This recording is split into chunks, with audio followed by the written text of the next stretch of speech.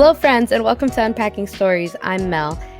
Today's story is someone who has literally known me my whole life and is actually the reason why I'm on this planet to begin with. This story is about my father.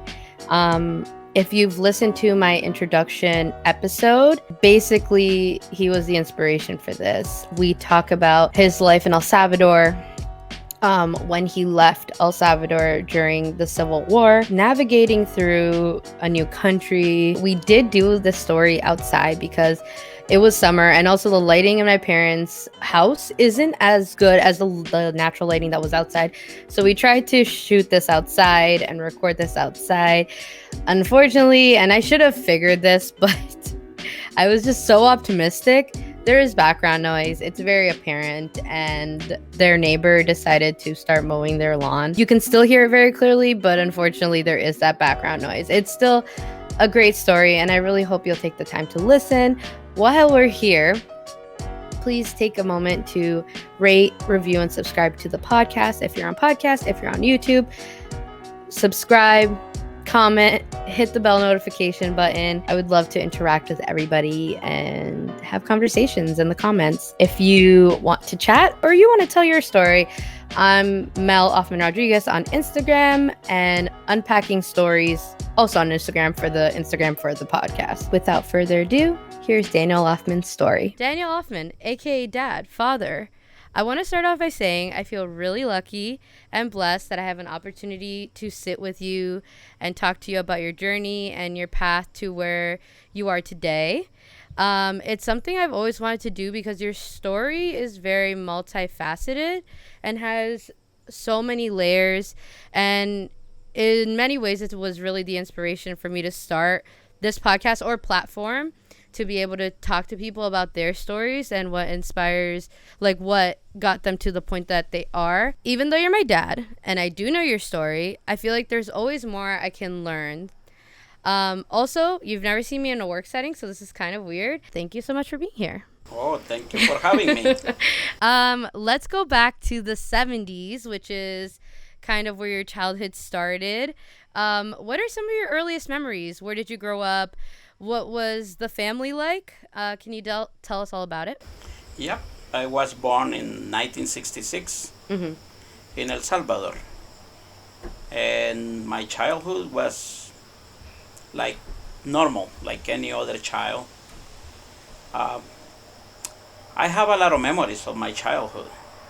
I was very, very lucky and blessed to be raised by my great-grandmother. Lala, that's what we used to call her. And my family has always been a support. My aunts, and they have always been great. And I learned a lot from them. You know, childhood, there are a lot of things that you remember. And it's always good to go back and not to forget where you came from, where I came from. And that's something that keeps you to be the original person that you are. And throughout my life, I've been happy. You know, you struggle like anybody else, but you have to have a positive mind. And I got that from my family. My family are very hardworking people.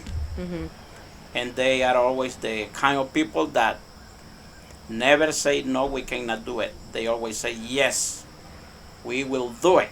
They don't say, think. No, they say, we will do it. Even if it fails, but we still do it. So that's part of it, you know. And growing up, it was beautiful. You know, like I say, I was born in El Salvador. Life has its up and downs. I went to a school up there for years, and basically that's how I grew up. My grandmother always teach me respect, which was very important. Respect for her, respect for everyone. That's what she used to pray all the time. She was teaching me. She was like my manual for life. Okay, it was my guidance. And she always say, well, you have to respect people. You have to respect women because a woman gave you birth. Mm. So he says, don't never ever lay a hand on a woman. Mm. So that's something that I learned from her. And those are memories that you will never forget. You take them with you. And you move on. You know, you have different journeys Mm-hmm. of, you don't know where your destiny is going to take you. Yeah. Okay. So that's basically what I have for childhood. Is there anything on a specific that you would like to know? I guess describe what El Salvador's like, because I feel like a lot of times I hear it depicted in certain ways in movies, and like, really, not to lie, it's not always depicted in the best light, or you don't see it like the true beauty for what it's there. There's so much culture, there's so much beauty in the mountains, the oceans, and the volcanoes, which I think are very cool, and the food and the wildlife and just the people. And I feel like a lot of people there are really adaptable to everything they life has to throw to them, and also can be very resilient as well. In your memories of El Salvador and even your childhood, could you talk about some of that? Is just so people get a sense of like who you are and like really that El Salvador culture. The culture of El Salvador is a warming culture. Mm. Okay, people are very given by nature. I remember that my great grandmother and my grandmother as well, and the whole family, they say always offer someone something. Mm. Okay, that's part of our culture. If you see somebody passing by, and just offer them, don't think about it. Okay. So that's what we are. So we are not all that is like in the movies. Mm-hmm. In the movies they try to portray different. Mm-hmm. Okay, but people of El Salvador are always open-minded, Mm. respectful. What gives the bad name is sometimes what happens during the war. Okay, that's basically what gives the bad name. But if you go previous to my time, like in the 50s and the 60s, El Salvador was one of the good nations. Mm-hmm. Okay, it's not because I was born there. Actually, it's because we have the the climate. It's excellent. Yeah, people love that. Tropical climate. You have the ocean. Mm-hmm. You have the food. So I always think that you can. How can we say it? You cannot always portray a country as only what I see in the movies, because in the movies a lot of times it's very negative. Mm-hmm. Okay, but they don't give you the beauty of it. Exactly. I have visited El Salvador since I left. I left El Salvador in 1983, and I left because of the war. Mm-hmm. So I went through the war, and it was very hard. That's the Yeah. hardest part of the history right there. Okay, from 1978 to 1983, when I have the opportunity to live, Mm-hmm. I'm actually very glad that that happens. Mm. But when you are doing that transition, Mm-hmm. you have to be open-minded to adaptation to different cultures. Yeah. Okay, you cannot move to another country Mm. and try to live by what you were living before. You have to see what the culture is and respect that culture, Mm-hmm. and move on with it, Mm-hmm. and see how good you can be to that society and learn from them, and then stay there just hoping that I'm gonna get all the help. Mm-hmm. No, see what you can help with. Okay, and that's basically what carried you on Yeah. when you think that way. That's really good. And that I think is much more accurate of a description of what El Salvador is. And a lot of countries in Central and South America are really like that. I'm actually glad. I feel like our generation, I know there's a lot of people I will either watch on YouTube, travelers or bloggers or Instagram people that I watch that actually visit El Salvador and absolutely love it. And so I feel like that dynamic and the thought of it is actually really much transforming and shifting. And so, for a lot of people who maybe don't have that idea, I'm glad that you were able to explain it like that. I would like to invite people because now the country is getting secure. After the last year and a half, there has been a different government, which seems to be doing a good job trying to bring peace to the country and trying to make it safe for travelers. Okay, and I think that is going to help. Did you know that El Salvador has a place called La Libertad? It's the ocean. Okay, that's lovely. It's like earth and heaven. Yeah, that's what it's like. They have the best waves, and people of California love going there. The surfing, because they love the surfing. Yeah. Okay, and they say that they can get surfing every single day. And I tell you what, I have been there a few times.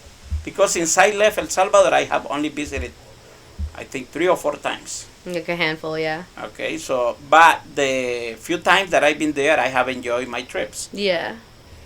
And the country has a lot to offer. There is a lot of development. And like I say, you can have development if you have the right people. Yeah. I always tell the young generation, get educated, because that's the only way that you can change the future of a certain place. So that's basically what I think. But El Salvador has a lot of beautiful lakes, beaches, volcanoes. Okay, but it wasn't safe in the last 15 years. If you try to take a walk down to the mountains, you were afraid that you can get killed or you can get robbed. So that's what they portray in the movies, the killings. Yeah. And it is normal because that's what makes money. It's true. In the industry. Yeah, it's true. The dramatics. I will get to more of the war and all that stuff, but I kind of want to ask you right now, did you ever think you'd see that change in your lifetime? Because I know the stories you told us growing up and like what you told my friends, like I've taken you to my school for cultural days or whatever they wanted to do at school. And I remember you telling this, and it was never anything I was like scared to share. I was actually very proud of it, because how many people can say that their family, like, certain members of their family lived through that and, kind of really were able to get out of something like that. And so I was always really proud of that. So did you ever feel like in your lifetime you would actually see this change? No. Really? Because you don't know where life is going to take you. Okay? So life is like going in a bus. You don't know where you're going to stop and where you're going to get off. Yeah. Or taking the train. You don't know which station you're going to end up living on. It can be for an emergency. Like on my train of life. Yeah. I did never think that I had to leave my country when I was little. Wow. Okay. So that much of a change. That much of a change, because my life was there. And if there was no war, I wouldn't be where I am. I would be there. My dream was to be an engineer. Okay, that was one of my dreams. Unfortunately, things changes. Yeah. And you have to be prepared for the changes. I always say, be open-minded. If you are open-minded and have faith, it's very important to have faith. Then you can bring the changes. You have to be prepared for that. Yeah. So I guess going back to the family life as well as the school life, at what point did everything sort of start transitioning in terms of, maybe it was because of the war or just the way of living? When did that start transitioning, and how was your school life before and then after, things started to get bad? And what would you have considered things getting bad? Like at what point were things not looking okay, that families started deciding, oh shoot, we have to now be more towards survival? Could you take us through that? Yep. Yeah. I remember back in my mother, she left in 1980. My stepfather left in 1979 because of the war. Killings were like right and left. Okay, Yeah. so that was terrible. So they took the decision, my stepfather took the decision to leave back in 1979, looking for a safest place and for a better life, okay? Because you want your kids to grow up on a better position, Yeah. okay? So he decided to leave in 1979. My aunts, they left before that, 1978, okay? All my aunts left on those years. And my mother followed after my stepfather. So she decided to leave in 1980. I think I was around 14 years old back then when Okay. my mother left. When my mother left, I had to be in charge of my two little brothers. Okay? And that changes your whole expectancy of what it's going to be like. Because at that point, it becomes a survival. Once my mother left in 1980, everything was a survival. Okay? She came to America to work and have a better life for us. So her support was always very important for us. Unfortunately, sometimes not everything happens the way you want it. Right. Okay?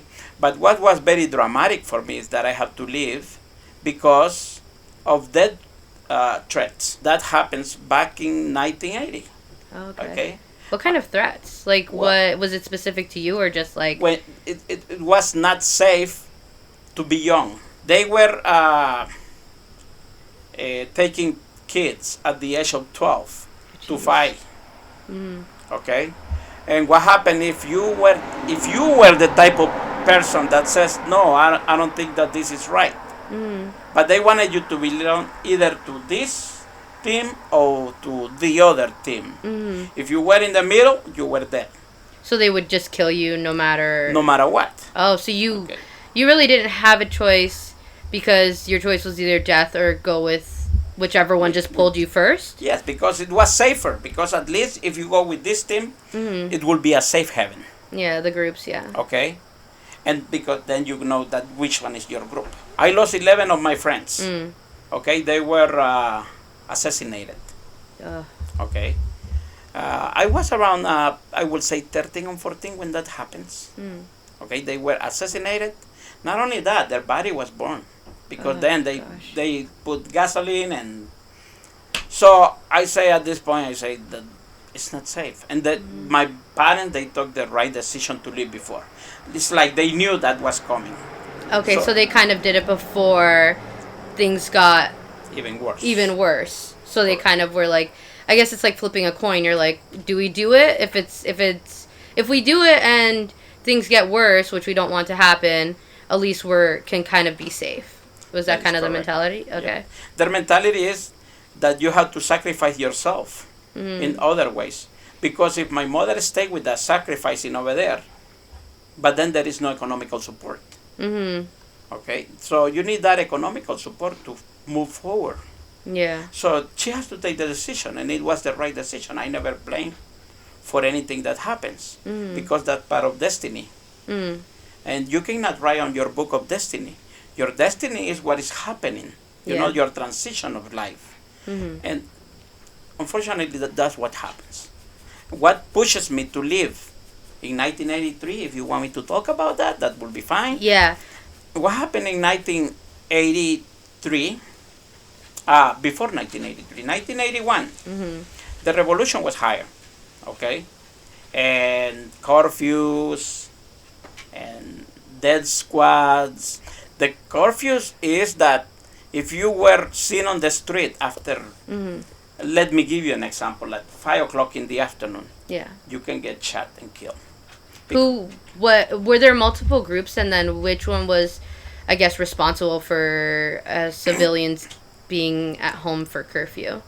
For curfew is the army wanted to control the guerrillas. They were thinking that it would be best to control the people on the street so that they know who their groups are.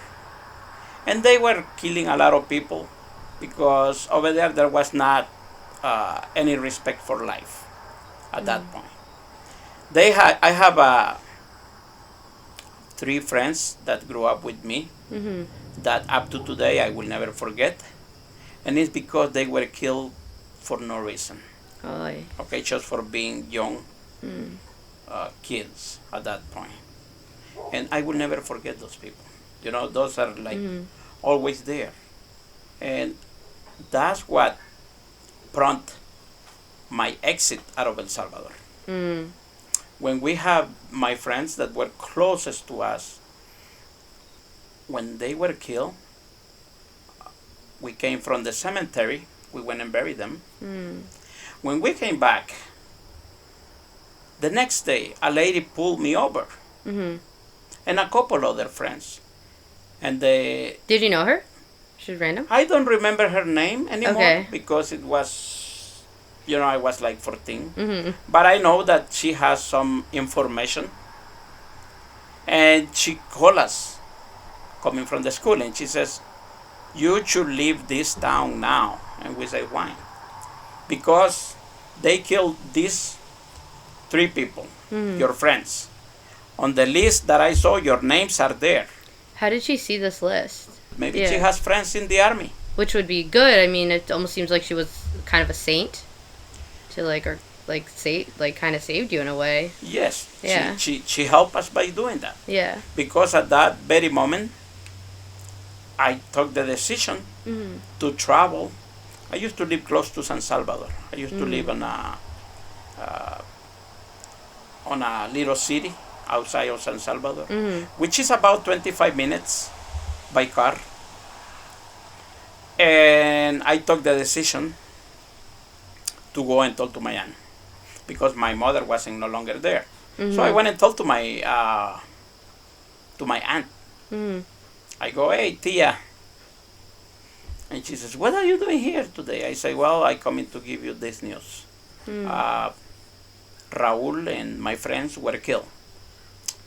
And this lady told me yesterday that if we don't leave the town, we may get assassinated as well."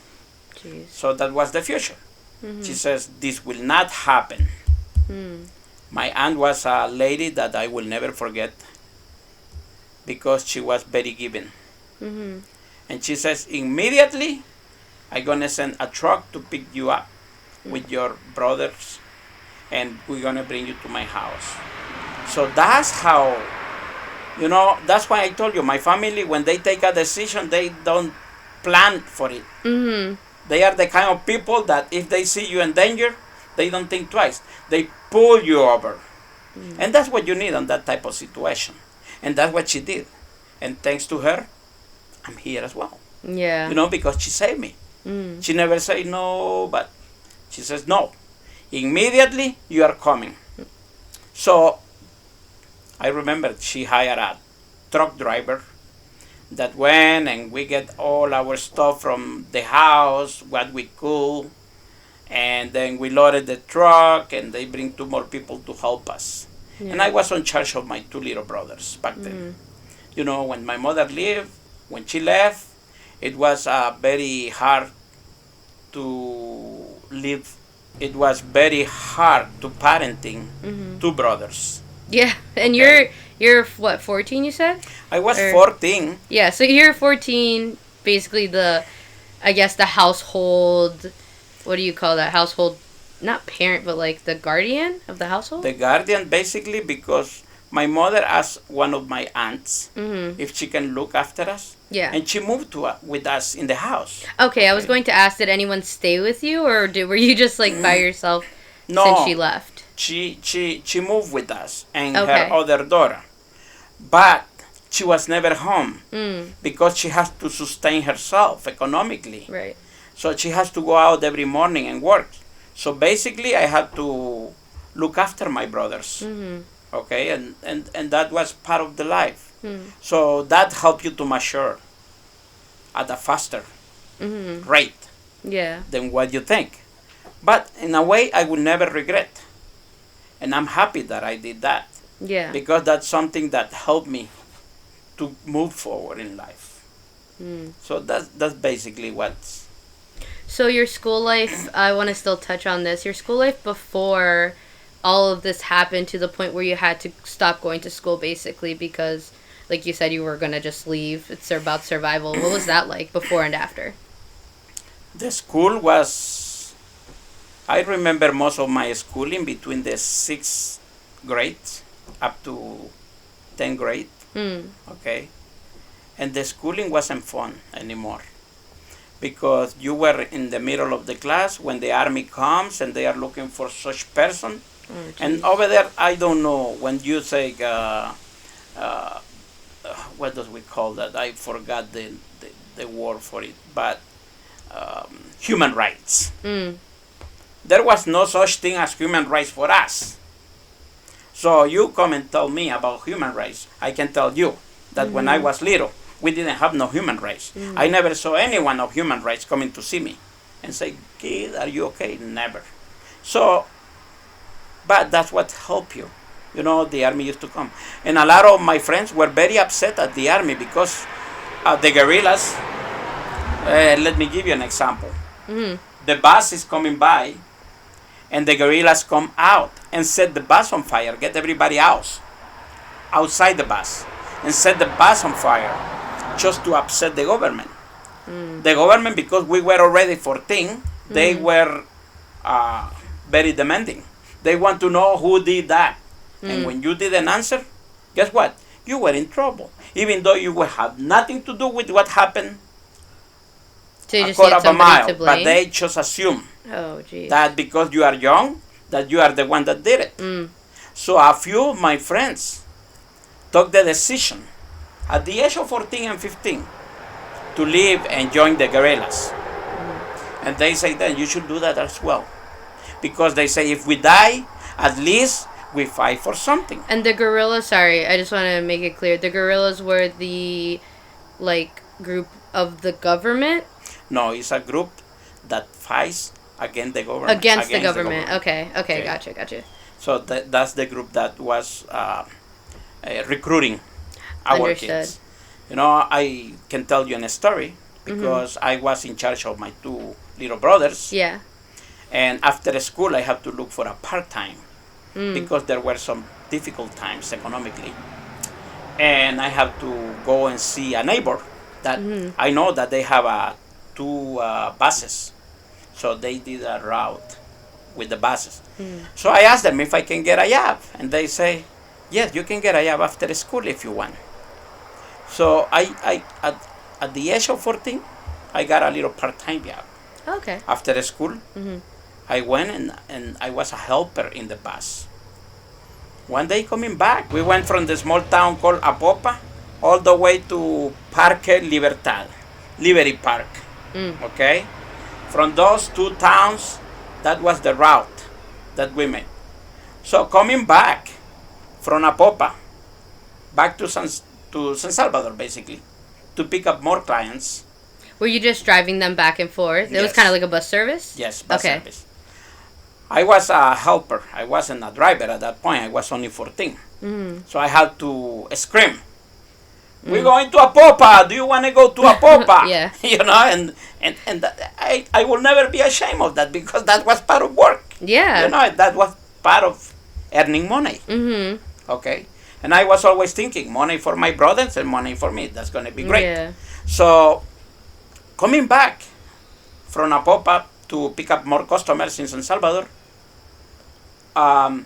we see the police give us a sign. When you see this sign waving the hand, they mean that you have to stop. Mm-hmm. So they come out, one coming on the passenger side, and the other police officer goes on the other side. And they say, can you get out of this bus, please? Mm-hmm. And I didn't know what to say. We were only, because when you went to Apopa, Uh-huh. everybody stays there at that point. Okay. So that's the end of the route. Then nobody's going back to San Salvador because at night everybody wants to go back to their town. Okay. Okay? So we were coming back empty because you don't pick any customers coming this way. It was Okay. the other way around. Yeah. So they pulled us over and they told us that they needed that bus. And when we asked them, but you are the police officers, they say, no, we are the guerrillas. So they were wearing the police uniforms. Oh, so they were acting as though they were police? That's how they were acting. Jeez. And Yeah. you know, those are little stories that help you to keep Wait, going. wait, wait. So what happened? What happened is they took the bus. Okay, but they Okay. didn't. Did they weren't looking for you. They were just looking for a bus. They were just looking for the bus. In a way, that's almost like, that's something that can be replaced. So at least it wasn't that they were going to either you have to join or they'll kill you. No, thanks God that didn't happen. Mm-hmm. They wanted the bus, but I was worried because I had to give the driver. Mm-hmm. I had to give him the money, and I was carrying the money, and I say, the money is right there in the glove compartment, and the guerrilla man, he says, take the money. We are not after the money. Wow, so they didn't even want So your money. They just wanted the We need bus. the truck, Wow, the bus. that's crazy. So they took the bus, and they went and grabbed some printing equipment and took it to where they wanted. Okay. Okay. We found the bus a few days later. Mm. Okay. And it was halfway burned because it looked like they wanted to erase the evidence that they were using that bus to carry stuff. So that's one of the stories, that I can tell you about. But when we used to walk from my house about maybe 4 miles to school. And in the middle of the war, because that was the middle of the war, we were not afraid to see dead people. We were used to it, okay? And that was part of life. Every day you can see always. And we were learning, and we see dead bodies in the middle of the bushes, for example, when you were walking. And what used to catch our attention as kids is when we see green flies, we knew there was a body. So that's how much we knew about dead people. Yeah. That's why when I see like blood, somebody get hurt, I don't get afraid because it's just coming back. And I say I have to help on wherever I can. So you just jump to the opportunity to help somebody. That is correct. I think that makes a lot of sense now with a lot of things that happen, especially to me. I feel like I was always a child that always got hurt. And I never saw you, and I wanted to ask you this about, like, injuries, because you did see a lot. So, one example, and I won't bring up every single thing I've ever gotten hurt doing, but one thing is that I accidentally cut my hand in a lawnmower because I was trying to help, and it was flipped the other way. And I think about it now as an adult, that I would be freaked out. Like, luckily I pulled my hand out and, like, have all my limbs, thank God.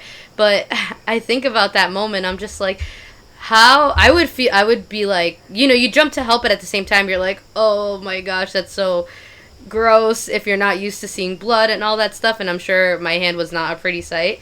So that makes a lot of sense now as to why I don't remember you being scared or anything. You're like, we have to go to the hospital, you have to get your shots, make sure that you don't, that they like do what they need to, and then it was more like get down to business. That's what happens when you live on something like that, when you have that type of experience. Like, let me give you an example. One of my coworkers cut her hand bad. Okay. And I didn't think twice. I didn't think about calling 911 or something. I just instantly, I say, give me your hand. And I took her hand. And she got a big cut on her hand. And I took her right away. I say, follow me. And I took her all the way to we have an emergency kit station at work. We have different emergency kit station. But I was looking and thinking of the closest one. So I say, let me take her over there right away. So I say, walk with me. And she says, I'm feeling like I'm getting dizzy. I say, don't look at your hand, just look at me and follow me. That's it. Then I took her by the hand. Later she says, wow, how did you react like that? I say, because I grew up on that. Okay, where you don't have to think. You have to react. Right. Okay, I'm not afraid to jump into any situation where there is blood.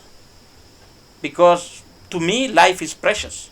And if you can save someone, let's do it. Don't think about it. Okay, and that's what I did at that point.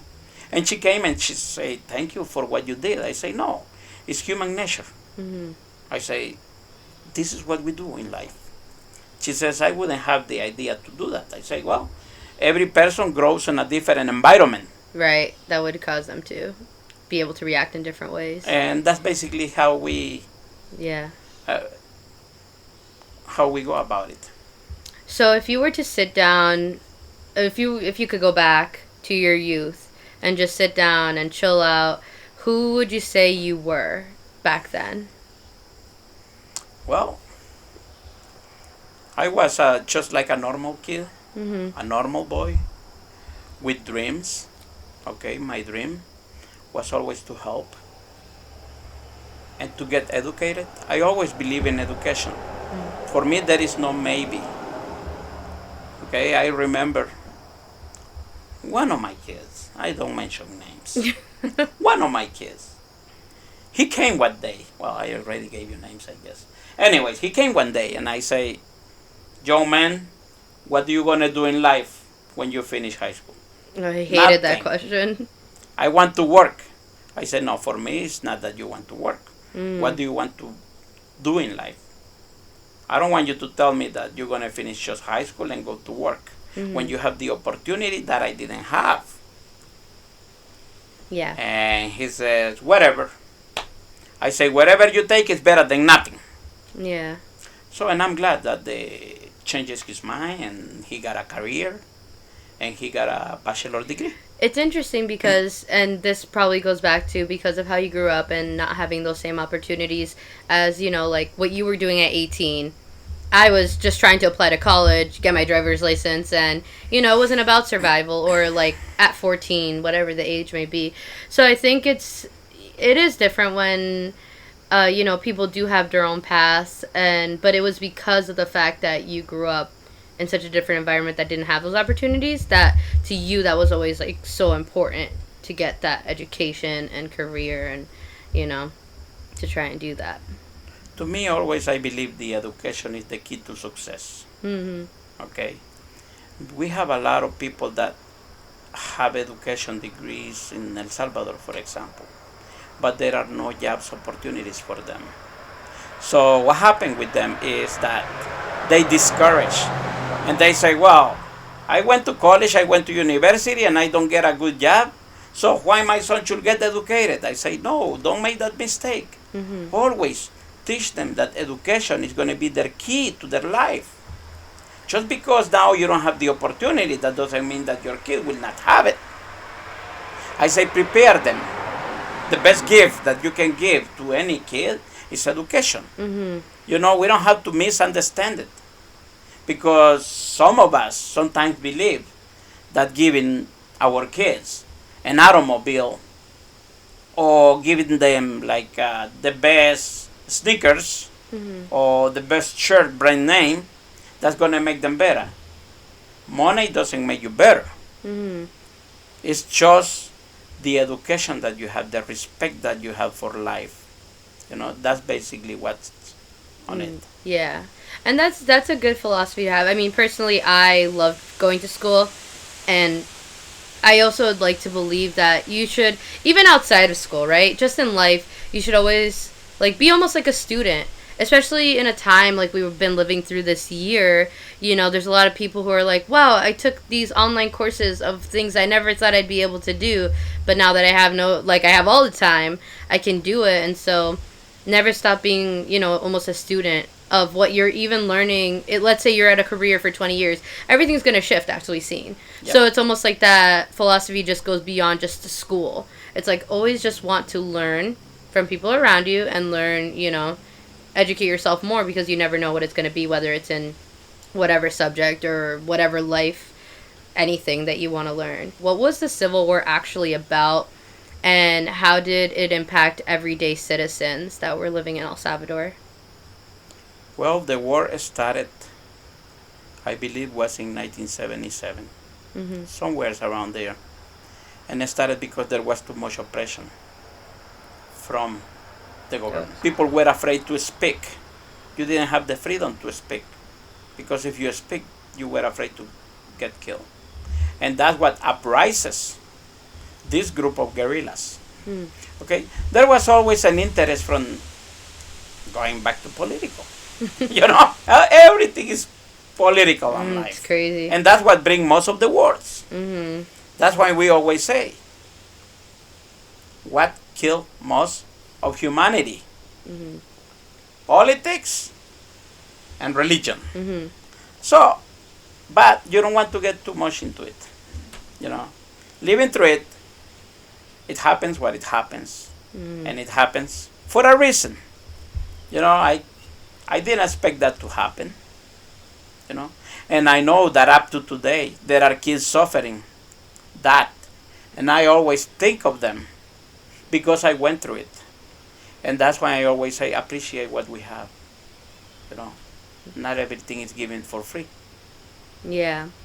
And so you're at this point now, that you're thinking, well, you're going to leave because, you heard, okay, so you heard your name was on a list and you went to your aunt and they came and they got you and your brothers out. What happened after that?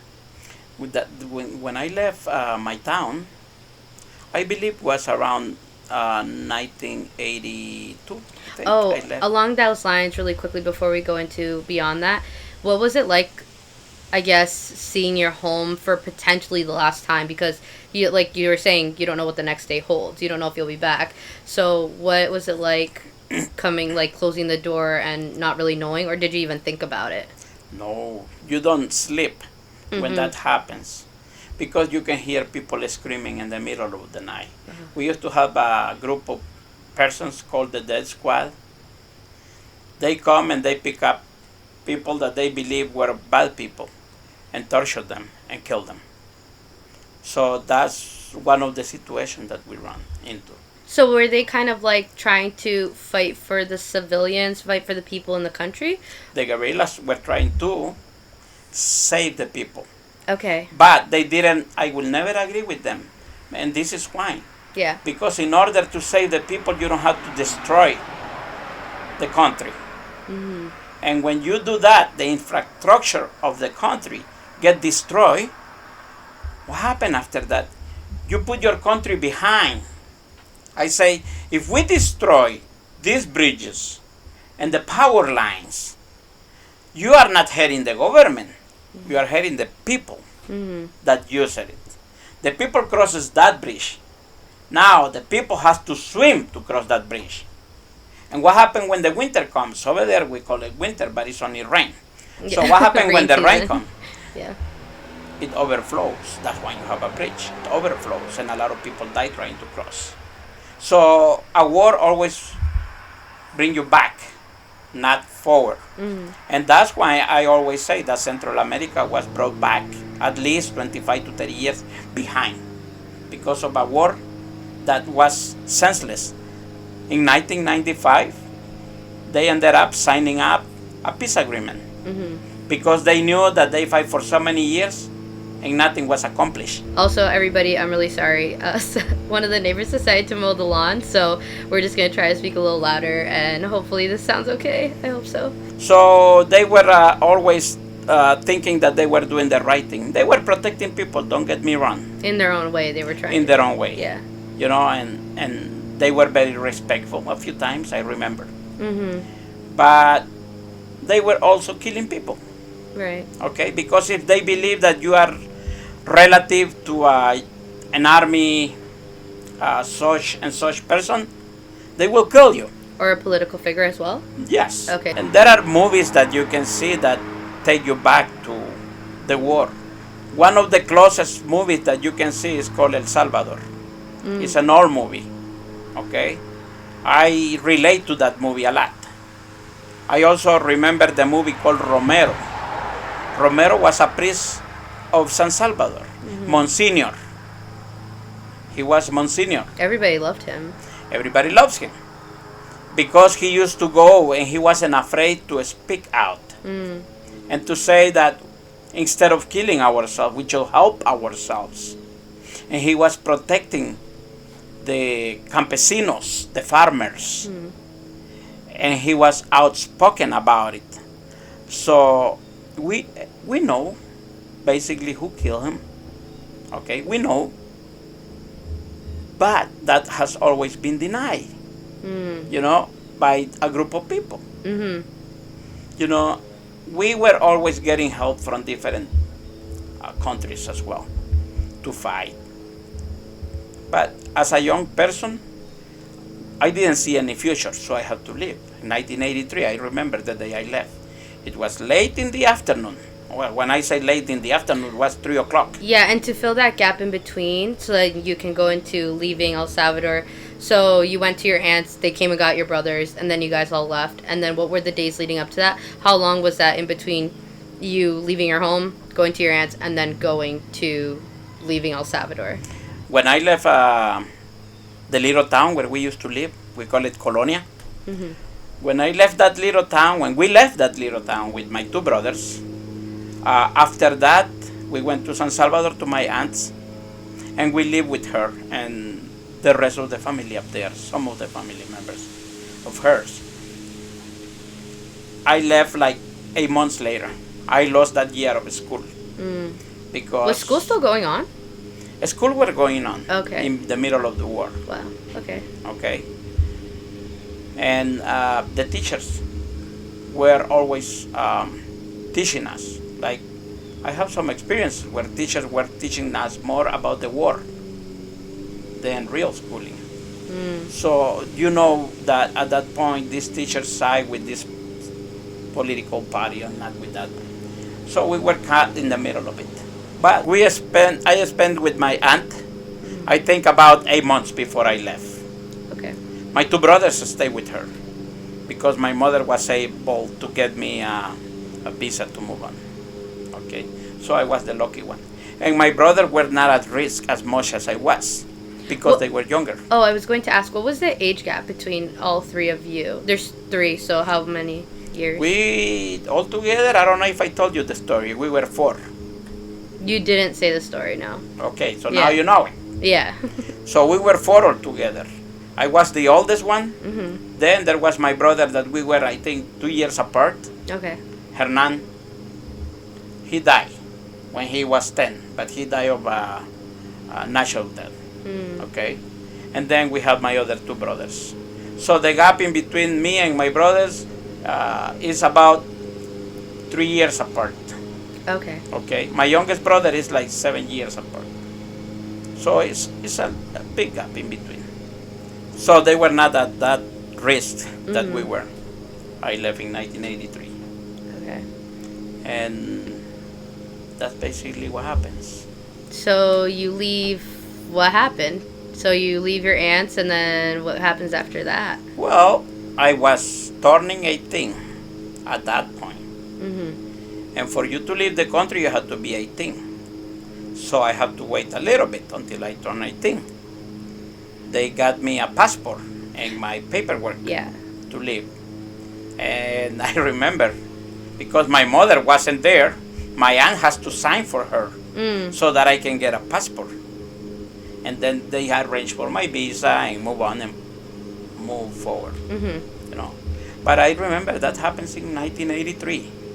And it was very hard to leave a place that you grew up. Okay, I remember it was one of the saddest days of your life because you don't know what's going to happen on your trip. Even though you were prepared mentally and physically, you think that you are always prepared, but you wouldn't know what the future had for you until you leave. And on a way, I'm very blessed that I left because my future was changing without my knowledge. And I'm very glad. You know, I came to America. What was that trip like? What did that sort of include? Well, I have a visa back in 1983. And it was something that, like I say, it was very hard for me to live. I thought that I was prepared, you know, and I was like learning supposedly other language, which was English. Yeah. So, and it was funny, you know, because you maybe like a clown, you know, people talk to you and you think that you are answering the right way, and in fact you are not even close. Yeah. So I remember this kid that was traveling with me, that we went on the airplane, Mm-hmm. and the girl that served drinks and sandwich, the flight attendant, Mm-hmm. she came and she says, now I know what she was saying. Do you want anything to drink? And I look at her like, what? Maybe she knew what was happening, and she says, soda? I say, yep, soda. Just like, yes, I'll take whatever you're about to say. And then she says, sandwich? Sandwich. So we were like repeating what she was saying, okay? And she was telling us the brands of the drinks. Yeah. Coke, Pepsi, or Orange. And when she says Pepsi, I say, Pepsi. And the boy that's sitting next to me, he said, whoa, you speak English, boy? So He's like so advanced. he was thinking that he didn't know that I was just repeating what she was saying. So, but we had the meal, that was funny. I will never forget that kid. Yeah. Do you know who he is? Do you know anything about him since you guys were traveling together? We were never friends because he was going to a different state. Okay. Where were you coming to? I met him in California. Okay, so you flew from El Salvador to California. Were you going to stay in California? I'm guessing not, because you said he was going to a different state. No, they asked me to take care of him. Oh, okay. Do you know his family? I don't know his family. They came once and wanted to appreciate what I did for the kid. But when I was ready to board the plane, somebody says, do you mind looking after this kid? So I say, no, I don't mind looking after him. And I introduced myself to him and vice versa. And we flew together. And we landed at La Guardia. My aunt and my mother went to pick me up. And the kid came with us. And their mother came to pick them up from, I think they live in New Jersey. But if you ask me for his name, I will never remember. What was it like seeing your mom again after so much time being away from her? Happiness. I was happy to see her. And I knew that at that point my life had to change. Or I had the opportunity and the blessing to change my life. In terms of what? In terms of future. Okay, I was always thinking of the future. Yeah. And then, so something I've always wanted to know is, how was seeing New York City, let alone America for the first time, differ from what you might have imagined it to be like? Or what you maybe had seen on TV or movies growing up? When I came, the first thing that I saw before I landed in New York City was the Statue of Liberty. That is always that a lot of people remember for some reason. Maybe it's because the plane, they on purposely go around. Yeah. But you see it. You see the lady there. So, and because I was so young, I was adapting to it very quick. The younger you are, the easier it gets for you to adapt. And I'm blessed on that sense. I landed. It was at night, I remember. And it was in January, the month of January. From there, your life changes up to that point. That's the moment when you start another chapter of your life. You get to see different people. You get to see all your family that left, and you are so happy that you see them. And you get to see peace, basically. You enjoy your life because you are not afraid that you are chased anymore. Nobody's chasing you, and that's one of the biggest reliefs that you may have. And basically, that's what helps you to go forward. But you don't know what's going to happen next. Life is like a book full of surprises. Okay, and you just have to move on and have your mind open to any change that will come. So you come from a very tropical kind of climate country. What was it like when you came in January? It's not tropical in New York City at all. Yes. What was that experience like? You know that I was so happy that I have a jacket. I never owned a jacket before. Yeah. So I have a winter jacket, a parka. My mother bought me a parka, a red parka. Oh, she brought it to the airport. Yes. Okay. Oh, thank goodness for that. So I was so excited. I said, woo. And I was thinking that I was going to enjoy the snow. So I wasn't afraid. I said, where is the snow? I was looking. I was told that you have a snow in New York. Yeah. And she says, wait, we're going to get snow. So, and you move on from there. That's the beginning of your next. But what were you wearing? I was wearing a jacket like this. Oh, okay. For those that can't see that aren't watching YouTube, I'm wearing a jean jacket right now. So. A jean jacket. I remember my jean jacket. Okay, and that's all I had with me when I came. I have a bag full of dreams. That's what I have. And I didn't know if they were going to become true or not. Yeah. So how was settling into New York City after that? Well, when I came to New York City, my mother always supported me. And she gave me the opportunity to go to the school. Okay, and I remember that I continued some of my education. And at the same time, I started looking for work because I wanted to help my mother.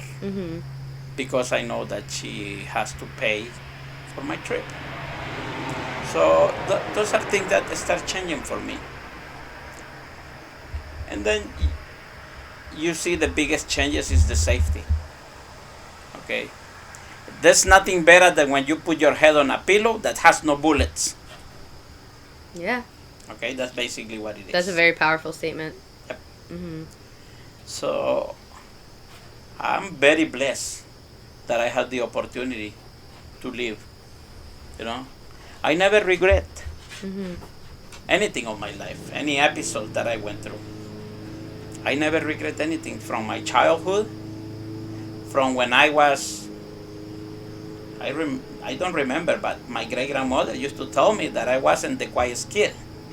I was always very outspoken, she says. And she said that at one point she had to take me to my grandfather because I think I was 2.5, 3 years old. I think I was making too much noise. So she has to take me to my grandfather. My grandfather used to have a factory. He used to have a factory, tiles and pipes made out of cement. Okay, back then it was like a big deal having a factory, and that's why I say my family are always like never waiting. They always go and get it. So that's what they always do. But one of the stories of my grandfather, he used to be a very loving person. And I'm very glad and I'm very blessed that I have him as well. My great-grandmother took me to him, and she says that's what she says. This is your grandson, what do you going to help with? That's what she says to him. So he says, well, if he is with me, he will not suffer. He will have a house, he will have clothing, he will have medicine, and he will have love. So I have all the right ingredients to grow up. But I was told, and all the employees used to make fun of me because the Latino society, to any house that you go outside of the United States, they make a little shrine. Is that what they call it? Where they put a saint, a Bible, and every day we can make a prayer. Yeah, I don't know what the exact term is, but yeah, you could call it like a they call it a little prayer area kind of thing. So we used to have our own little location. And so he used to have a nice saint, and they say that I jumped over it when he wasn't watching me because the factory was fairly big. So I don't know what my idea was, but I jumped on the top of the Saint San Martin. So I jumped over him, and the whole saint came down with me. Oh no! And I broke it, and they say that was the only time that my father slapped me a couple times, and it was fair enough because I did what I did. So they say that his employees used to call me and say, "Hey, Dan, what happened to you?" "Oh, my papa hit me." Oh no! Why? Because I broke Martin. So they were always making fun of me. I grew up And they always say the same thing. Your papa used to hit you. Oh no. Could you share with us the years you spent in New York City? How was your life like, as well as your social life? My life was changes, like I say. I was prepared Mm-hmm. for wherever it comes. I was ready to change, and I was eager to learn a new language and to move forward in life. That's always my idea. Never stay in one place. I came to New York City and I told my mother, I like New York City, but if one day I happen to find a girl and we have kids, I want them to be raised in a different environment because it's too crowded for them, I say. And she didn't believe.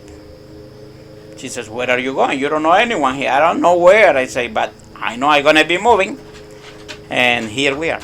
I moved out of New York City in 1987.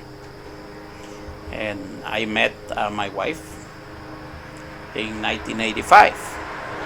In 1985, we met at a party. So from that day until today, we've been together in this journey. So it's been a two-person journey since 1985, and which has been the best years of my life. So I enjoy my life, and that was one of the accomplishments. Finding someone that you can share your life with and move forward together to be where we are. Okay, so you had a little bit of a social life. We had a little bit of party going on, and then you met your wife, also known as my mother, and then you guys started dating, and then what happened after that? And any other stories about New York City, I guess, from that time would be kind of cool, because I didn't grow up in like the 80s and 90s, obviously, or I grew up in the 90s, not the 80s or any time in New York City. But I always see it in the movies, and it seems like such a really interesting time to be here, really fun. It was fun. I like New York City. It was party every Saturday. It was party time. New York City is the city that never sleep. That's what they say. So, and I used to enjoy it. I used to have friends that used to have parties every Saturday night. But I wasn't the kind of person that, yes, let's have a party every Saturday. I wanted to enjoy my life differently. And I always see my life going forward, not staying on one location. So I was always thinking. But my social life, I used to have a lot of friends in the school and my teachers. And I got people that gave me advices on what to do, what not to do in New York. But overall, New York has always been a beautiful city. Okay, and I wouldn't hesitate to move back now that I'm older. Okay, you never know where life is gonna take you next, and it's like I say, always be prepared for the changes. After all, we moved a few thousand miles from San Salvador to New York City, from New York City to other locations. So you always have to be prepared. So where'd you guys go after New York City? Or like you guys were in love, you decided you're going to settle, but you always told your mom or my grandmother that you would move out of the city. What made you guys decide where to go, and where did you go? I didn't know where I was going, but I remember that it was my sister-in-law's idea to move out of New York City. And one day she came and says, I'm moving to Montreal. And I say, Montreal? She says, yes. And my wife, she says, I'm moving too. If she goes, I say, well, I jump in the wagon. Why and Montreal?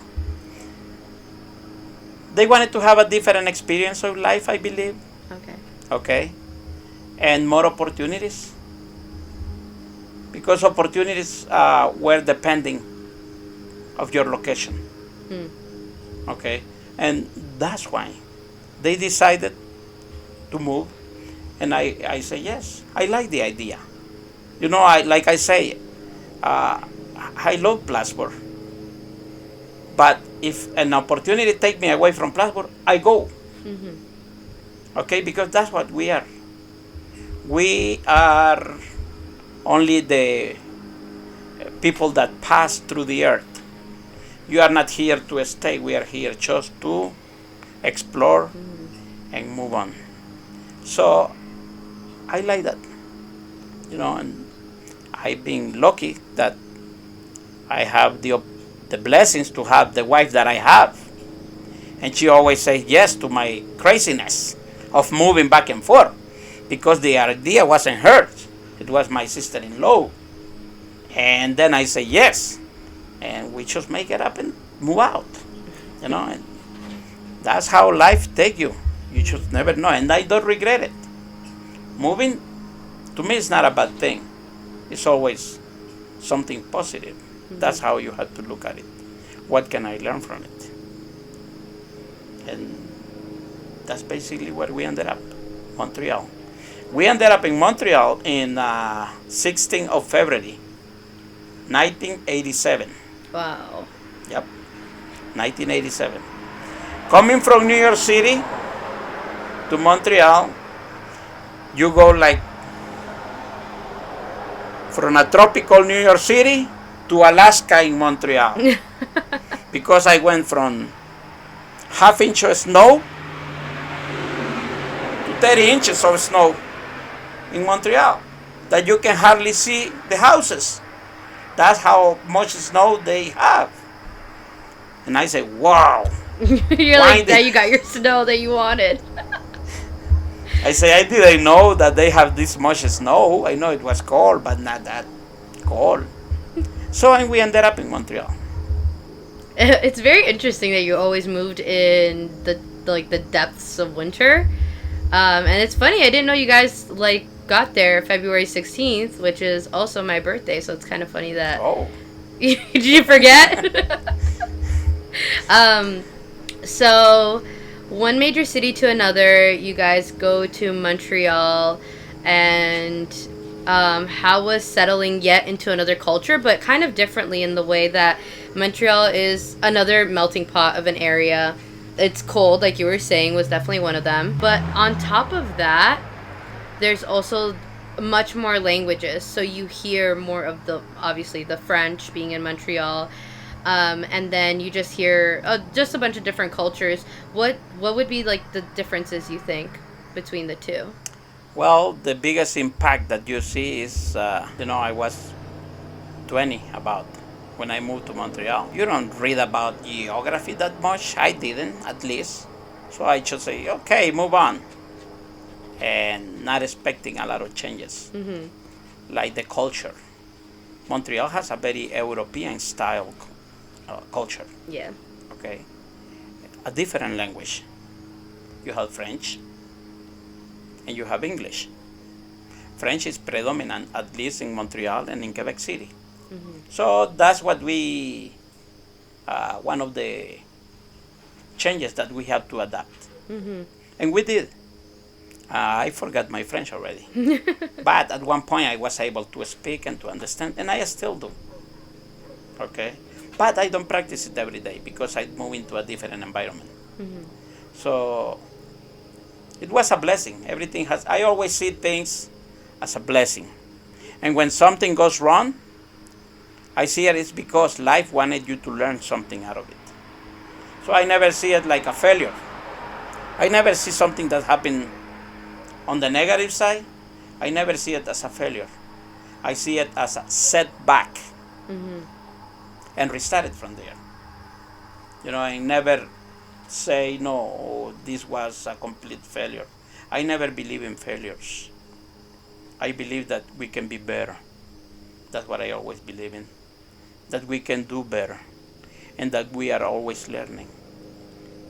I work and I always tell people, they say, you know it? I say, no, I'm always learning something. Mm-hmm. And that's what helps you to move on in life. In 1988, you had your first daughter, which is my Oh, sister. What was it like being a first time father? And, like, yeah, I'm sure you were already had your routines. You were maybe working or trying to figure out what to do next. How was that like? And then on top of that, now you have to take care of a whole nother human life.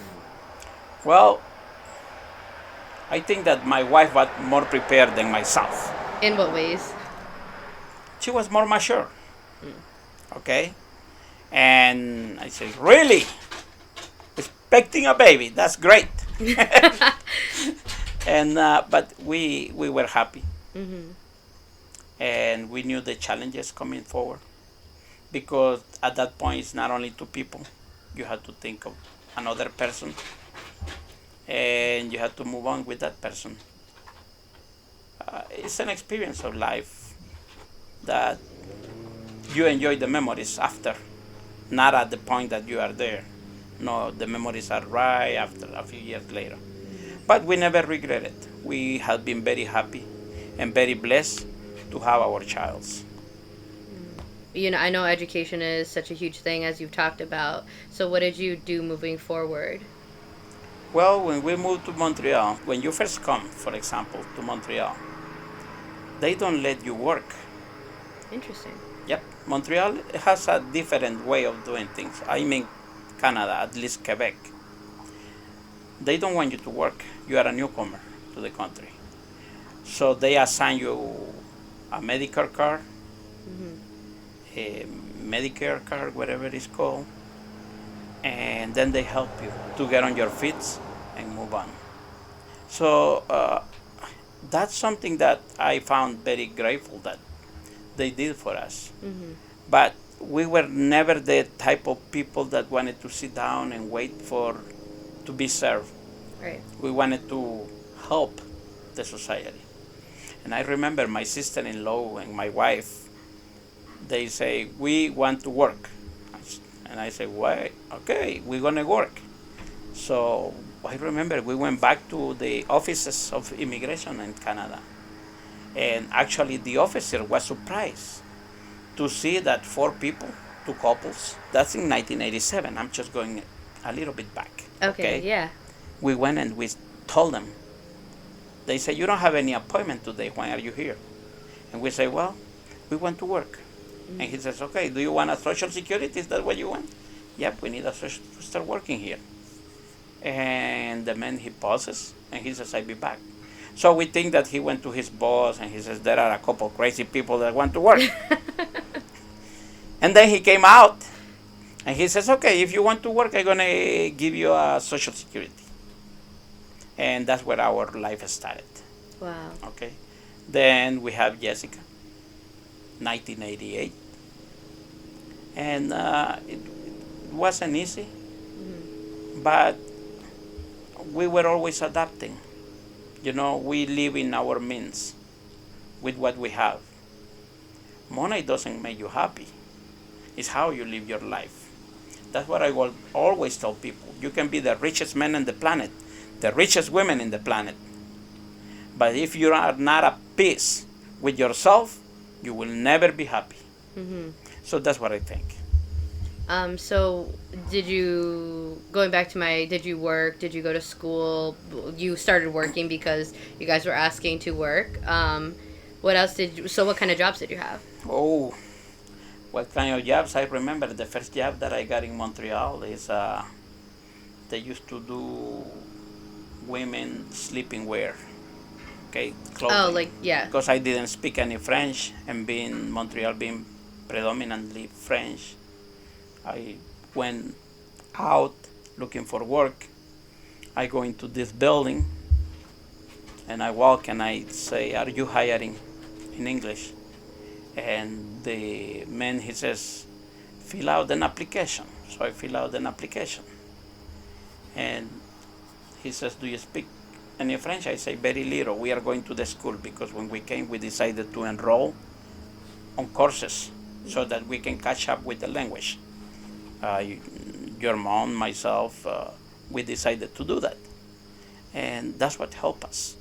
You know, I got my first job up there. And my job was to bring people wherever they needed to keep sewing. So I was like the boy carrying this to this lady, and wherever they needed, I had to go and get it for them. So that was my first job. Okay, but I wasn't satisfied with myself because I wanted to educate myself forward, move forward in life. So when Jessica was born, we saved some money to buy a little car, a little automobile, so that we can take her to daycare instead of take because winter is very hard. But I was basically sold a car that wasn't worth what I paid for. Mm. So the car ended up breaking within 2 weeks after I bought it.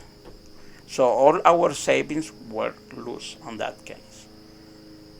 But at that point, I took the decision if I want to have an automobile, I have to learn a career. And that's how I ended up learning the trade that I learned. I went to the school for mechanics. I went from 1992, June, I think, and I graduated in 1994. So, and I did that as a full time. I used to go to the school from 8 o'clock in the morning till 3 o'clock. That's what our schedule up there, 7:30 or 8 o'clock. I don't remember that much anymore, but it was at that time. After that, because we didn't want our kids to miss, to have always what to eat, I got a job in a company. They used to make sandwiches, and so I used to help in the maintenance of the equipment. And I was very blessed in the sense that the person that was the supervisor, the manager, uh, give me the opportunity and says, if you go to the school, right? I say yes. He goes, that's what I like, people that want to go up in life. He says, take an extra 15 minutes to do your homework. So that was a blessing because after I have 10 minutes to eat something and then I continued doing my homework. That was my free time to do homework. And it was a routine that I accomplished for a year and a half because my courses and my education took a year and a half from there. Move on from there, you know. I learned the mechanics and I worked in mechanics for a while. But I wasn't satisfied with that. When I saw how some dealers can take advantage of people, that changed my mind, and that's why I changed a little bit on my career. You have to be ready to make changes. So that's basically how it went. Yes, speaking of garages, it's not really a secret because a lot of people talk about it that garages do tend to take advantage of, I would say, older people and also women. And they tend to really rack up their prices on their services. What advice would you give to people who might have limited knowledge on cars? Or things that they can even do for themselves to save money, like little things that garages might charge way too much for? Well, my advice to people will be do the simple stuff. Learn like to do an oil change. It's not difficult to do. Okay, it takes very little knowledge to do an oil change. Change your air filter, for example. Now you have two air filters. One in the glove compartment, which they call it the inside air filter, air filtration for the inside, and the exterior one. Because the air filters are very important for your automobile, especially if you live in a location where there is a lot of construction, because the dust The pollution, yeah. goes into it. Like if you go on a trip, for example, if you're going to be driving, let's say 6 hours to visit someone, always have in your car, if you can, a set of jumper cables, 1 quart of motor oil, have some antifreeze, because and a belt, dry belt. Those are a few things that you should have on your automobile. Always try to keep as well a little safety kit, like if you get injured trying to change a tire, then you have some band-aid or whatever. Always try to keep all those things in your automobile. And keep your mind always, your eyes open when you go to a garage. I have seen it and I have worked in the field. And that's when I took the decision, because I will never agree that to be successful you have to take advantage of your customer. And that's basically what discouraged me from the mechanic side, because I didn't want it to be that type of people. So, and I was blessed that I got a job in a different field, which is related to mechanic and electrical. So I've been doing that for years. Yeah, can I just say, as much as sometimes I didn't want to be outside looking at all this car stuff, very grateful for it now because, yeah, these dealerships are trying to take, sometimes they really try to take advantage. Like, I remember one time I went just to look at everything, and I just said, I just want to see what's going on. Because I know that I can call you and say, hey, do I necessarily need this now? Or I can kind of make a better informed decision and say, well, I'm going up to my parents in a few weeks where I know we can, like, work on this together. And it's not going to be something that's urgent. And so I have been in that experience where they come out and they have a whole list of things on a paper, and they have it, and they it looks like professional, and you know you want to be respectful. So I say, oh, thank you, like, yeah, I'll keep all this in mind, and then I ask them, like, is there anything that absolutely needs to happen? And then usually they'll have one or two or three things, and that's one of them they try to tell me was my air filter, which is why that's always in the back of my mind. And I was like, let me check for the price of this online. I looked and it was like, what, $15-$20 at most. And then I just remember them saying they had the charge of like $80 on there. And I was like, what is this? I was not a happy customer, but I didn't end up doing it. I just waited. And so, yeah, if you could do your research, always really, really important, I would suggest. Always. I went to a dealership myself, being a mechanic. My SUV have a recall. They have a recall for certain wiring that they have to replace. They say, do you want to have free 25-point inspections? I say, sure. If it's free, do it. So they came up with a bill about $800. I say, wait a minute, what are you replacing in my truck? Well, they say you need a dry bell, you need a tail light, not the whole light, you need the bulb, and a couple other things. And I look at the bill and it's like $700. And I was a little bit smart on that sense, because I say, okay, let me think about it. And I run right away, right across from the customer service to the part department. Mm-hmm. And I go to the part department and I say, I need the belt for this truck. How much is it?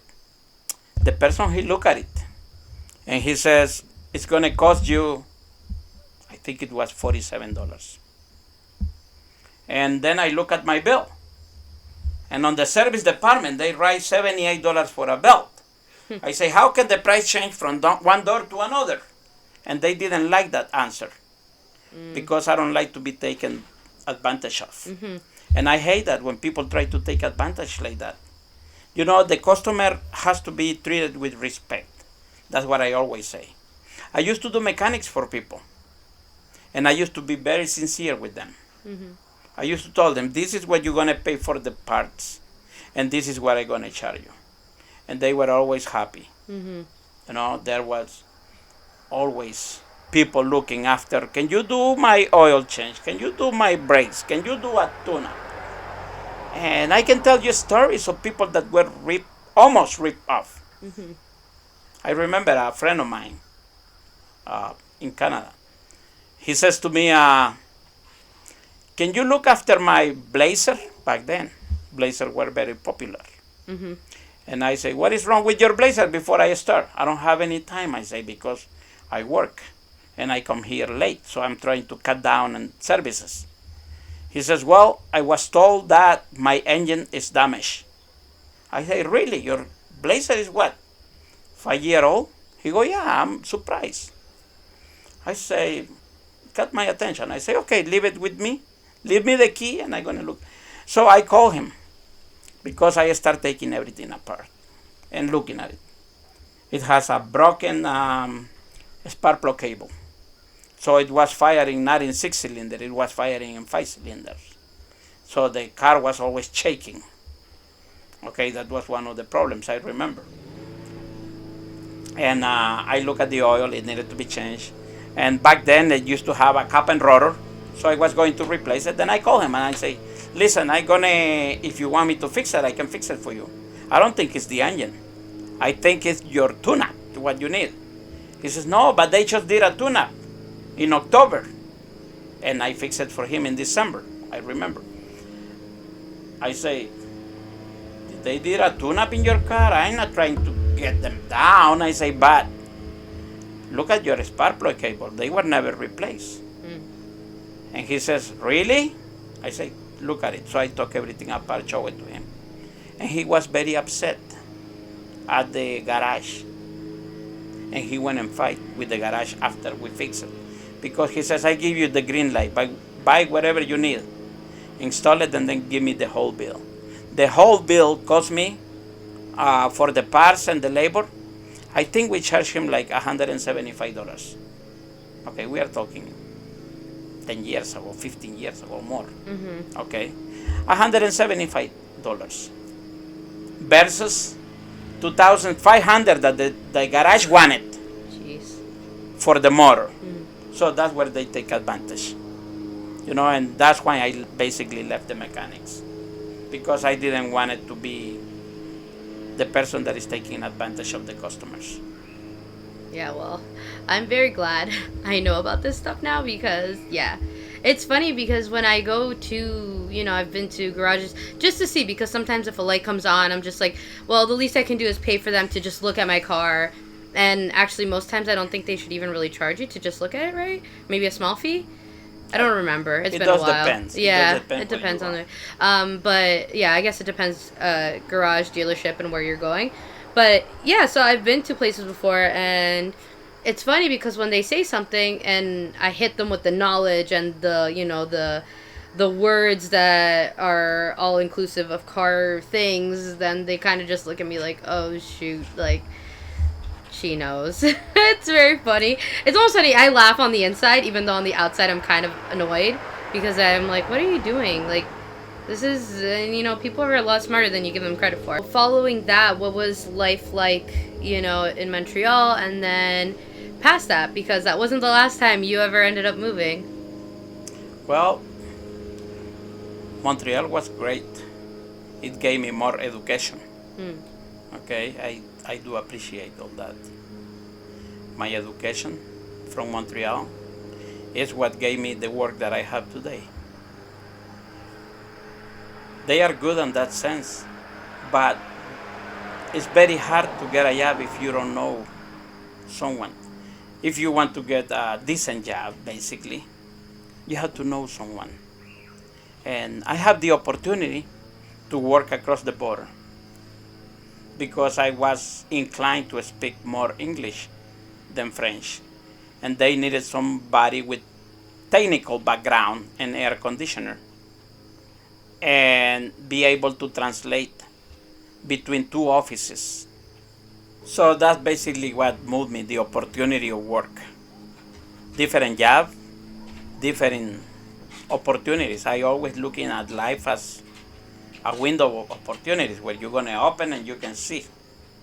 Okay, I never sit down and think, oh, I'm gonna wait. No, never wait. Always go forward and look for it. So I ended up working for this company, which I was very grateful because they gave me the opportunity of learning even more. Okay, I learned the management positions, and that's something that I was very grateful with that company. They gave me that opportunity. A few years later, they decided to close the company. When they closed the company, I said, wait, I'm gonna have two choices. I can move back, or I can stay here. And I say, I think the kids are gonna have more opportunities here. So I was thinking of the future of the kids at that point. And I say, I hope that I'm taking the right decision. And I was very blessed because my wife, she never say no. She always helped me, and maybe sometimes she may think that I'm taking the wrong decision. And she has her inputs, and I say, okay, we're gonna think it, look at it. But she has never like opposed to no, don't do it. So we were thinking of the future of the kids at that point, and that's how we ended up in Plattsburgh, where we are up to today. I remember what it was like moving. It was a culture shock. I will say that. Of at least from my perspective, I was 11, and I just remember you taking us here and showing us. I think at this point the house was partly built because you became a homeowner, but to build your own home, which I definitely want you to talk about that in a second. And I just remember being like, "There's nothing here. There's literally cows, and it's very quiet, which is really nice. Like the scenery and the mountains and the Adirondacks, very beautiful to vacation at." And it was just, I will say, it was very much a culture shock. And I think that's where I first experienced you really telling us that in the home we speak Spanish because we speak English everywhere else. And that came with its own, differences of my peers. And just because there wasn't a lot of people like in Montreal, I grew up with, my friends were all of everywhere. I had friends from everywhere, whereas Plattsburgh, it just wasn't. And like, it had really good experiences, but yeah, it was just very different. Yes, I always say never be ashamed of where you came from. Okay, that's one of my rules. The other rule is that my kids were allowed to speak English outside of my house, but inside the house, we want to keep that culture going. And I don't want them to forget. That's why we did it, because we want them to be well rounded with different points of view. And I think that at the end of the day, when you look back at it, you say, wait a minute, I have the opportunity to live in a big city. I have seen the big city. I have lived in a small town, and I can live in a big city again. So you can easily change, and you don't feel the changes anymore because of how you grew up, basically. And that's basically what we did. We wanted them to have what we didn't have, the opportunities. That's why I always push forward. I never satisfy when you told me, or when someone told me that you have 80% on this test. I always want a little bit more. And then if I was told that 90%, I say we can do 94. Yes, I remember that. So that's basically one of the parts. Push yourself to the limit, because if you don't do that, then you are falling back. That's the way I look at it. And I will say that, so growing up, I always sort of wondered, I guess not wondered, but I just kind of thought as a young person, being like, I never really heard you verbally say, I love you, but I knew you loved us because you provided. And so me growing up, trying to understand, knowing that you're obviously from different and knowing your story and all this, I always had to think to myself, why? Like, why, what is it about, like, me, or just thinking about it? And I remember thinking, like, a lot of you growing up and your stories you told us about the wars and all this stuff, it's about survival, and that is how you show your love, and that is, you're providing, and I was always very grateful for that. But I think it took me a little while to realize that, it's not the verbal, even though I think once I grew up and I was able to sit down, we did have a conversation about that, and I said, this isn't something I always really heard, and I feel like that really actually made our relationship better. But I was glad that I was able to finally have that conversation with you, and I don't think that's different with a lot of people. If your parents came from other places, I actually hear that quite a lot, and it's a conversation that my friends and I, whose parents have similar-ish stories, was that they never really verbally heard that as well, but they knew their parents did because they provided, and it was what they knew from where they grew up. We have a different way of showing love. Okay, and one of the ways that I can transmit love is taking care for the others. Okay, I'm not expecting always to be thanks for, because that's not my job. Is always our job is always to provide, to help, and because of how we were raised during the war, there was never that word "I love you" Right. because it's always like stressful, and that was make that difference. But like I told my wife, I always love you, Mm-hmm. and I love my kids, and I will give my life for my kids if necessary. So that is the way to transmit our love. Okay, but that's basically how it was for us. Mm-hmm. Okay, there was love from our parents, but they were living stressful times. My mother was living a stressful time back then, and we never felt. She never came and hugged us because I think that she was living her own ordeal of that war. Mm-hmm. So some people grows like that, you know. The only thing is that you have to always be open-minded on what can I do better for the others and what can I learn from it. And basically that's what helps you to carry on life, to go where you can be, you know. That's basically we moved. How many times have I moved? We have moved Yeah, many a lot. times, okay? And we have taken trips that, some people think that it is nuts to drive from here to Miami. Mm-hmm. Orlando, we went to Orlando, and it's an adventure. That was a great trip.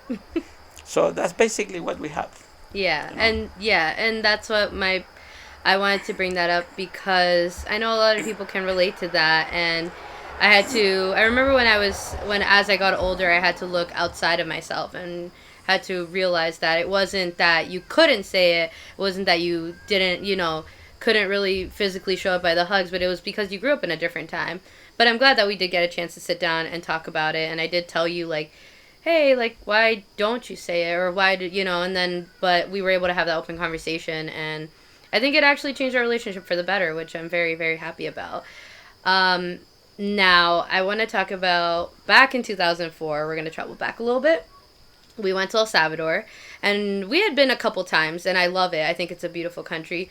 We went back to El Salvador, and we had spent some time there because the house was being built in Plattsburgh, so we had to find a way to sort of spend our summer, and we were no longer in Montreal.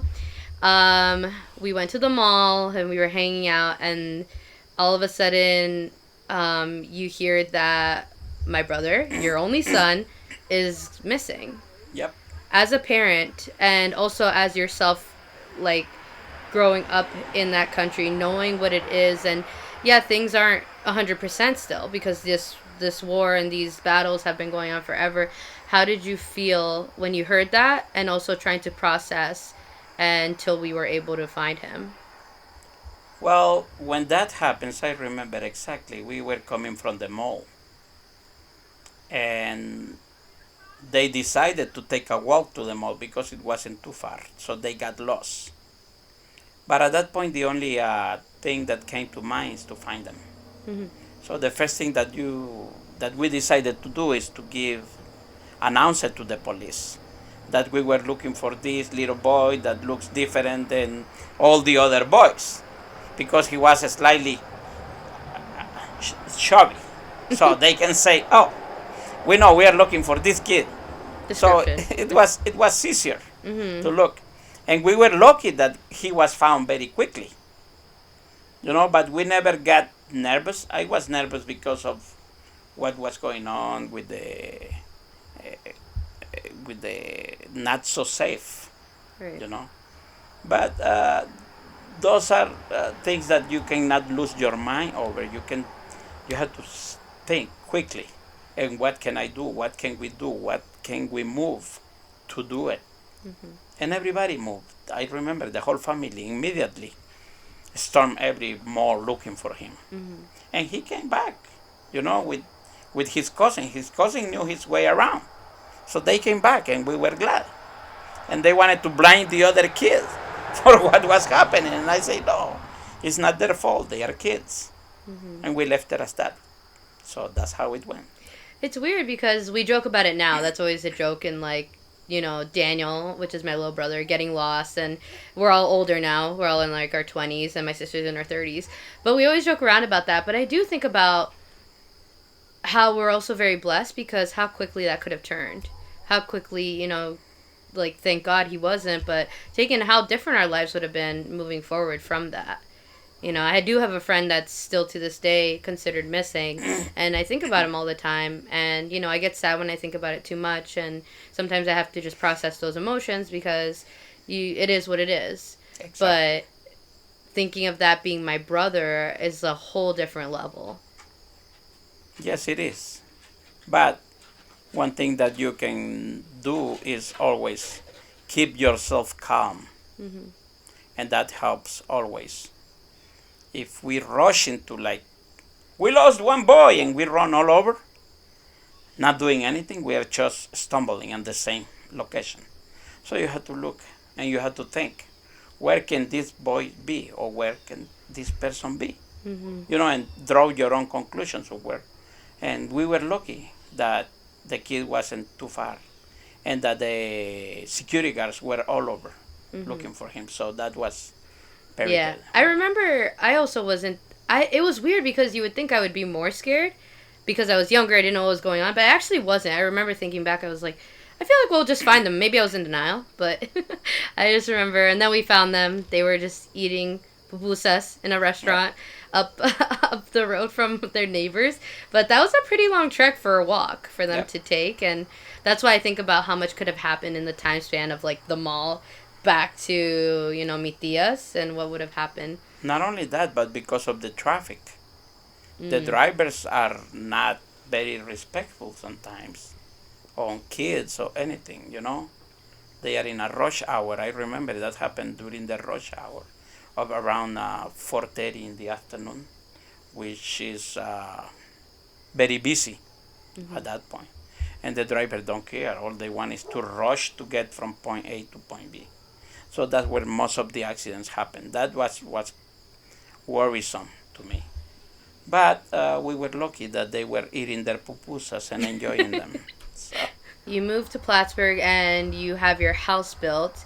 And I feel like even being a homeowner is such an American dream, quote unquote, mhm. of, to have that family, that house, and all that. How did you feel when you were, being able to have this accomplishment that you can actually see? And, was it that American dream that you always pictured or something different? A house is a dream, Hmm. no matter where you go. But in America, we call it the American dream. But it can be anywhere's dream Hmm. because having a roof is very important. And we wish that everyone has that opportunity.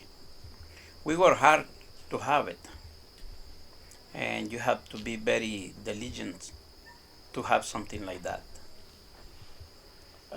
It is very important for the safety net of your family. That's how I look at it. I always look at it that way. And you go through different times, ups and downs, up and downs, but you had to go through and push through. You remember when they were building this house? Hmm. This house was not completed. This house was halfway built, and that's where family comes into play. All the family gets together, and we have to finish this house. So I do appreciate that from the family, that they were always, no, we can get it done. Let's get it done. You see, so they always on the positive edge of this, and that you cannot change. That's lovely to see, and we are like that as a family. I remember Tio coming to help. He came to the rescue. Sister-in-law come to the rescue. Nieces and nephews come to the rescue. Friends. I remember when we were building the house. All our friends used to come on Friday nights. So it was a nice event actually because we used to have everybody together. And we used to have our dinner, coffee, conversation, and we start working. And we used to work through the night trying to finish the second floor. And that's how we ended up with the house that we have. There are a lot of shovels and wheelbarrows that were going back and forth, and I remember I used to tell the kids, I have 3 shovels, please. I need help. And that was very good times. Those are good memories because that gives them the sense of where they belong. We are very happy, you know. Not everything turns out the way you want it sometimes, but you learn from it and move on. And we are here since what? We built this house in 2004. We are in 2020, and their house never finished to be built. There is always a project coming on. Being a homeowner is one of the accomplishments that everybody wants to have. And we have a bad luck with our builder. He was not the most responsible person. He was like a gift box that you don't know what's inside. Mm. I remember when he started building the house, he never told me that Cape home doesn't get built upstairs, only downstairs. And I was very upset at him, and I went and I say, you are lucky because you met a person that doesn't like to fight. But if I want it, I can fight you, I say, in the courts, because you are not very honest. I say, I'm a mechanic. I know a lot about automobiles. I say, just an example. I can be a salesman. But I say, would you like me to sell you an automobile and make you sign for it and make you happy with it? And at the end, when you are ready to pay, that I'm going to say, oh, wait a minute, but the tires are not included. Will you be happy with that? At that point, you will be upset. You will be mad because how am I going to drive my car with no tires? That's basically how I felt with him, with the house, because he never told us that the Cape wasn't to be finished. But everything happens for a reason. We have all the family that came and helped. And we move on. And like I say, a house is your dream. And it's a dream that it never ends. We are very, very happy on how things turn out at the end. What is a Cape house? I've never heard of that term before. They call it Cape home. What is it? There are different models. Okay. There is a ranch. There is a duplex. This is called the Cape homes, they call it. Oh, okay, cool. I never knew that. Yep. That's awesome. Now, I guess we're at the most recent times of your life because we've jumped from, your children most have left the house. And what does that mean for you? If you look back at your life when you were a teenager and now seeing where we are as young adults, how does that look like to you? It looks beautiful. Because see myself when I started my life and being lucky to meet the wife that I met and move forward, I feel blessed. And I wish that every person have that opportunity. Because as we speak now, there are children going through the same situation that I went. Yeah. Because the year had passed by, we don't get younger, we get older. But the story is repeating on a different time with different characters. And that's why we always have to appreciate what we have today. I always tell people, how much do you need to be a happy person? It's money, happiness. Money is not always happiness. I always tell people, money gives you peace of mind that you can pay for your bills. But it's not going to make you happy. It's you and your attitude that is going to make the big changes of life. So that's what I learned, from child to teenager to adult life, getting older. That's what is changing. And now that you have even grandsons and a granddaughter, shout out to them. They're very lovely and I love them. They're so cute.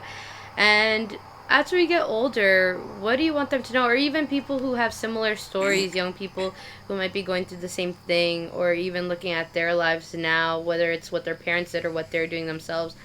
What do you want them to know about just life and what to, I guess there's no handbook, but what could you tell them? Well, I tell people never lose faith. Hmm. That's the most important. Never give up. Always fight for what you think is right with respect. Always. You know, and always keep helping no matter what. If the people appreciate it, that's fine. Because at the end of the day, like I say before, there is always someone repeating your history Hmm. and stepping on those. And always remember those people and always think of them and hoping that it will be a better world. That's what we are always hoping for. I don't regret anything else in life. I'm actually very blessed that I have grandkids now. And to me, they made me feel younger because I like to keep running after them. Hmm. They run here, run there, and I had. So the grandkids bring back that young on your soul. It's coming out. And then you see, and you are trying to help them as far as you can. Because eventually, the story ends. Eventually the story will end. And then you want them to have a good memory and to carry on. That's what you want. You want them to know that there was a person that loves them and cares Hmm. for them and that they have to move on. And that's what life is all about. And that's what our dreams are. Okay, that's the real dream, Hmm. is to have that happen. Yeah, and I think it's so beautiful that we all come from somewhere, and I think that's what makes our world beautiful. That's And I love hearing these stories, and I think that's what has always drawn me to like connect with other people from all sorts of walks of life, or just what they've been through, is because you're not going to go through what everyone else go through. Hopefully, we you won't have to relive that whole what you relived or what you lived through when you were younger. And so um yeah, I think that's all beautiful, and I'm glad. I'm very grateful, and I'm very blessed to have you as a father and my mother as a mother. Shout out to her. She's awesome. But also for the fact that you guys did so many things with uncertainty, and I'm always always always always always going to be grateful for that. And I'm excited to see what the future holds, because we're all young and we're all going to enjoy it.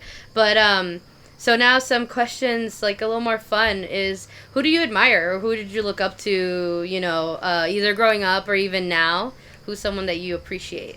well, growing up, I admire my great grandmother. She was my pioneer. Mm. She was my savior, and I owe a lot to her. All the knowledge that I gathered from her. I was asking her questions like an adult, Mm-hmm.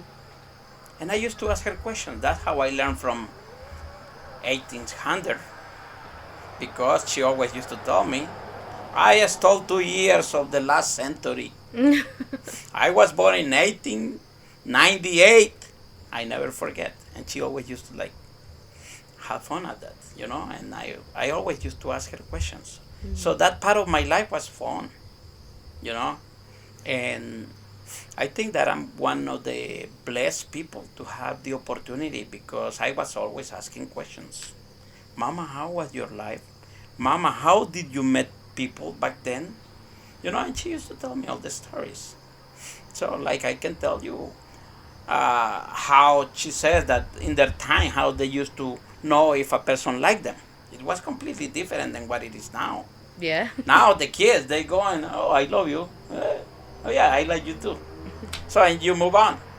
Back then it was very strict for what she used to tell me. They didn't even think about a boy, and vice versa. So that's how it went. Life was different, and we were blessed because my time was different. I don't have to go through the stress that you went. So that's what it is, you know. Adult life, I have enjoyed. I have enjoyed my adult life. Throughout the war, I did enjoy my life because I knew that I can get out of it. Or at least I denied to myself and I wanted to believe that I can get out of it. And I always was thinking that I want, if we have a family, to be raised in a different environment. And sometimes you feel sad when you see that in other countries, kids are living through it. And you just hope that they have the opportunities that we have. And like I say, until the day we die, we never stop learning. Every single day you learn something, even from an animal. If you really pay attention to a dog or a cow, they try to send you a message, but we don't understand it because our mind doesn't go that far. You know, animals, they look at you, and because we have like a dog over here, and when I call him, he look at my eyes, and I ask him, I say, what are you trying to tell me? You know, it is funny, but it is life, and we are very happy with it. Yeah, and I think I now know truly who I got my curiosity from and Yep. why I want to sit down and ask these questions, because I'm glad I did this and I'm glad I can have that for the future. So that's what you asked me about. My who I admire was my great grandmother. Now who I admire now that I'm older. Yeah, Okay, now I admire a lot Robin Williams, I love him. the late Robin Williams, and this is why, because he can make lemon juice out of something. You know, life was tough, but he carry on. If you remember the movie Good Morning Vietnam, he was the Yeah. funny one. So that's our life. We relate to him. I also like Danny DeVito, you know, because life may be tough, but he made you smile. And that's what it's all about. And you have Danny Trejo, living a rough life. He's a man of Hollywood today, sorry. So, how life changes the person, that's very important. I admire those people, you know, and I admire, and I'm sad to know that Robin Williams is gone because he was part of my inspiration. When you him in, when you see him in Mr. Doubtfire House, remember the Mrs. movie? Doubtfire, I love that movie. So all those movies, and you respect them for what they play on that movie, and those movies send you a message. They are sending you a message. So I admire those persons, you know, even though they are not with us, some of them. And like I say, you know, you learn from all of them. They try to send you a message. Sometimes we don't perceive the message. But when you have suffered, then you can relate to them. And it's at that point when you have a special connection with those person. And you say, this person, look, is trying to teach me something like Good Morning Vietnam. That brings me back to my childhood, where he like made you smile in the middle of the war, in the middle of the pain and the suffering. He tried to make you smile, and he make a fool of himself trying to make that happen. So that's what I can tell you about those people. And there are more people that have good things, but those people kick your brain at that point. You know, they connect with you, Yeah. and that's what I like. So basically, it's now a spiritual Mother Teresa. She was the lady that she never stopped giving. She never stopped loving. And she was asked many times, if they don't appreciate, why don't we help? She says, keep helping. See the message? Keep Mm-hmm. helping, no matter what, Yep. always. So she is also an inspiration, not only to me, but to the human race. You know. So that's what we have. It's so funny. I didn't know Robin Williams was such like an iconic person to you because that is part of the reason why I got into like what I wanted to do for school for a career Mm-hmm. was because of him. And there's other people too, but it's funny you say that because he was very iconic. I was very sad when he passed away, and I think that the world can use more people like Robin Williams, Yeah, who I feel like he understood so much about the world because of his life. And he was very one of those people that we didn't even know him, right? We just saw him in the screen, but I felt like he was someone who was just so open to people and so willing to just sit down and do this, like talk to somebody, whoever he met. And now seeing the documentaries about him, and I watch the movies as an adult now in such a different way mm-hmm. because I've been exposed to more in life. I've been through situations myself that could make me relate more in a different way. Back then he was Aladdin, he was a genie, he was so much fun. I love him. He was so active. And then you don't know what someone's going through. He That is dealt a lot with depression. that is correct. Yeah. And smiling was the only way for him to battle depression. Mm-hmm. And sadly, it happens what it happens. Yeah. But he gave you that push. You know, he gave as a character. He gave a. I never met him in life. I wish I could have. Oh, me too. And instead of saying good morning Vietnam, we will say good morning El Salvador because I lived through my own world. Mm-hmm. And we used to be kind of the same philosophy that he used to have, thinking that we can do better with what we have at that moment. And so, is there anything else you want to share? I think that we have shared everything that we have. I think that we share most of what we have, but everything has been covered. Not everything, but most of it has been covered. And I hope that we learn from this and move on. And I hope that children that are going through that have the opportunity to listen to this type of conversations. I hope that those children have the same opportunities that we have. Mm-hmm. You know, listen to those conversations. Never give up. Never give in. Move forward. Never say I cannot do it without even trying. That's one of the lessons that I learned. And I practice that every day at work and any other place. Always having in mind that we can do better. And if you did good, you can do better. So that's basically.